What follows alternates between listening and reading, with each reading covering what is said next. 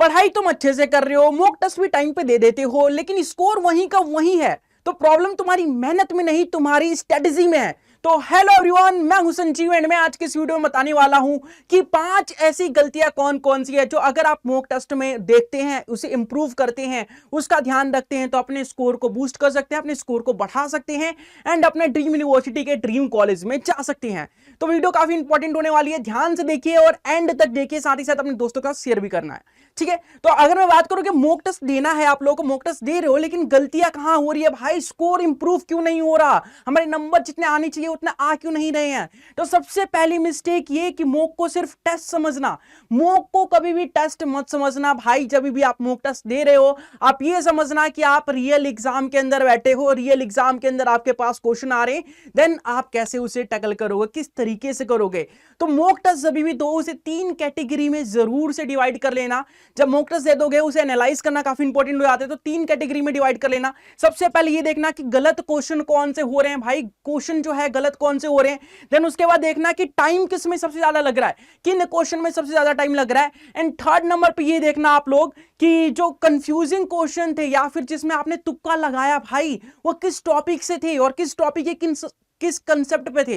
तो वो सारी ही चीजें इन 3 पार्ट्स में जब डिवाइड करोगे एंड इसको जब एनालाइज करके जब इस पे काम करोगे, तो यकीनन आपके मॉक टेस्ट में मार्क्स जो है इंप्रूव करेंगे और आप में एक कॉन्फिडेंस बिल्ड होगा। ठीक है भाई, अगर मैं बात करूं मिस्टेक नंबर 2 की, कि मिस्टेक नंबर 2 क्या होता है, तो हर क्वेश्चन अटेम्प्ट करना। भाई जरूरी नहीं है आपको हर एक क्वेश्चन अटेम्प्ट करना, जरूरी नहीं है कि ये एक क्वेश्चन नहीं आता तो इसको भी करूंगा भाई, तुक्का लगाऊंगा, नहीं।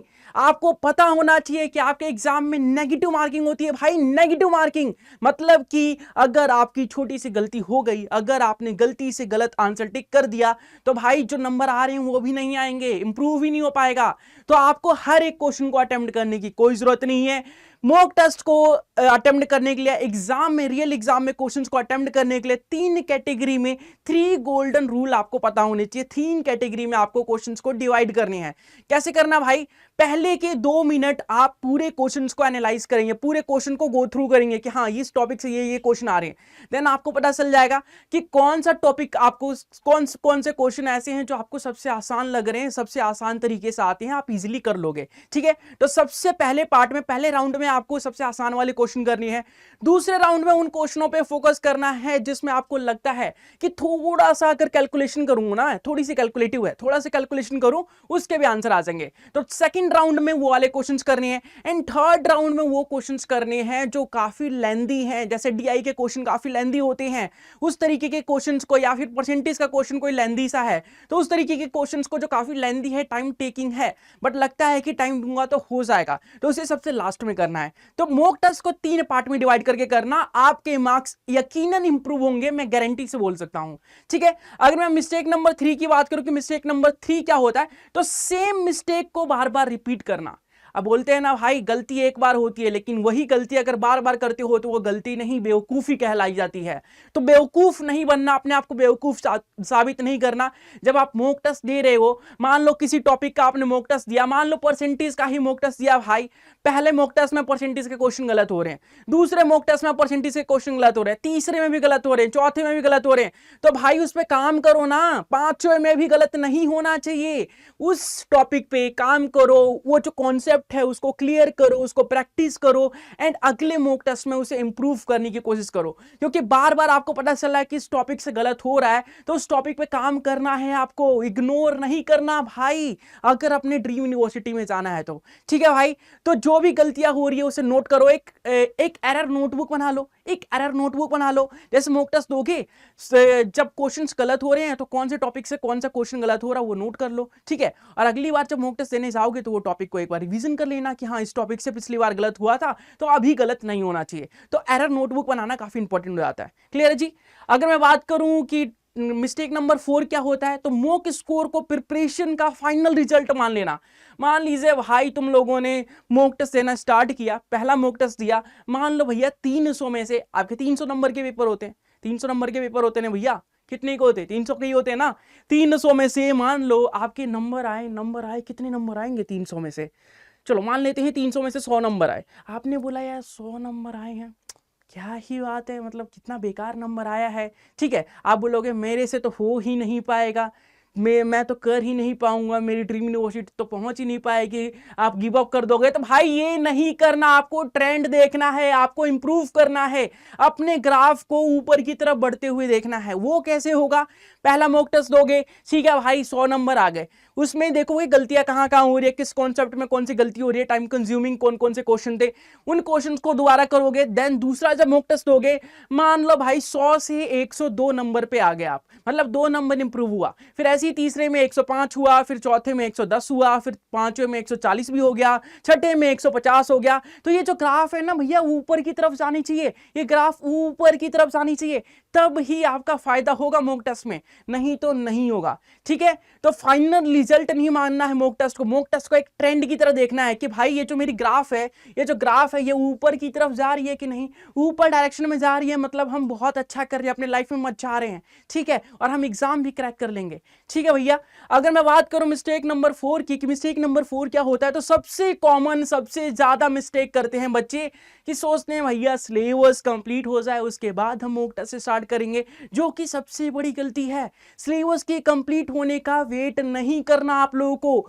आप लोग मान लो भैया एक टॉपिक क्लियर हो चुका है, एक टॉपिक पढ़ा दिया है, अरे सेक्शन वाइज मॉक टेस्ट दे दो, टॉपिक वाइज मॉक टेस्ट दे दो, मतलब कि हर वीक में 1 से 2 मॉक टेस्ट आपको देना है। और मॉक टेस्ट देना इंपॉर्टेंट नहीं होता, उसको एनालाइज करके अपने आप को इंप्रूव करना काफी इंपॉर्टेंट होता है। तो अगर ये 5 मिस्टेक्स को इग्नोर करते हो, आप लोग इन गलतियों को नहीं दोहराते हो, एंड जो जो तरीके मैंने बताए उसे फॉलो करते हो, तो यकीन मानो मेरे दोस्त, आपका जो मॉक टेस्ट का मार्क्स है वो इंप्रूव होगा, आप में कॉन्फिडेंस बिल्ड होगा, एंड आप खुद बोलोगे कि हाँ पहले कम आता था अब ज्यादा आ रहा है, अब कॉन्फिडेंस आ रहा है, अब तो मैं कर ही लूंगा।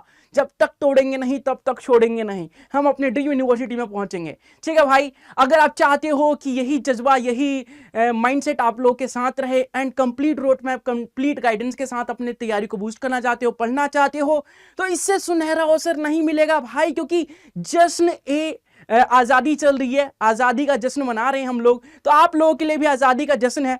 मैथ का फोबिया जो है उसको दूर करने के लिए हम आप लोगों के लिए लेके आ चुके हैं आज तक का सबसे बड़ा डिस्काउंट। आपको करना क्या होगा, मान लो अड्डा 24/7 की साइड पे आना, ठीक है, ऑल कोर्सेज पे जाना, यहाँ पे UG and PG intern exam पे जाना। जैसे इस पे क्लिक करोगे भाई, अरे क्लिक हो जा, क्लिक करेंगे तो यहाँ पे आ जाएगा, यहाँ पे जैसे ही आप क्लिक करोगे ऑल कोर्सेज पे, यहाँ पे UG and PG intern exam पे क्लिक करना, सीवीटी पीजी पे क्लिक करोगे, देन यहाँ पे सीवीटी पीजी एमबीए दिखेगा। तो यहाँ पे ना आपको सीवीटी पीजी के एमबीए का ये कोर्स देखने को मिलेगा। अगर आप हमारे किसी भी बैच में सीवीटी पीजी के किसी भी बैच में अभी इनरोल करते हो, SS live coupon code use करते हो, सही सुन रहे हो भाई, SS live coupon code use करते हो, तो आपको देख लो सबसे ज्यादा मैक्सिमम से मैक्सिमम डिस्काउंट 53 दिख रहा है ना, 3 दिख रहा है ना।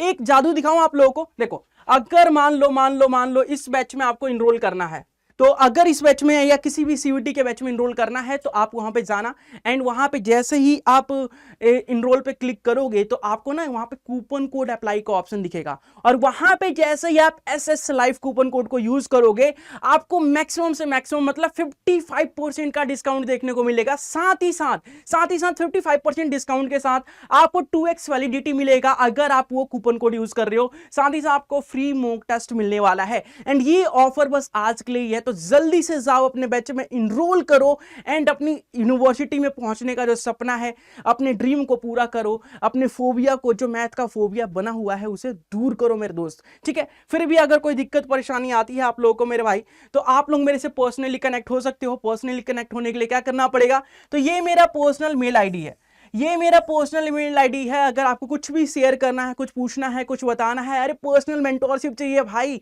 दोस्त दोस्त की तरह बात करना चाहते हो, कनेक्ट होना चाहते हो मेरे से, तो यहाँ मुझे मेल कर सकते हो, जो भी चीजें शेयर करना है कर सकते हो। तो thank you so much everyone, I hope कि आपको समझ में आया होगा कि कौन सी गलतियां नहीं करनी आपको, एंड किस तरीके से अपने मॉक टेस्ट में मार्क्स को बढ़ाना है। तो जल्दी से जाइए, इनरोल करिए, एसएस लाइव कूपन कोड का यूज करिए, एंड अपने ड्रीम यूनिवर्सिटी का जो सपना है उसे पूरा करिए।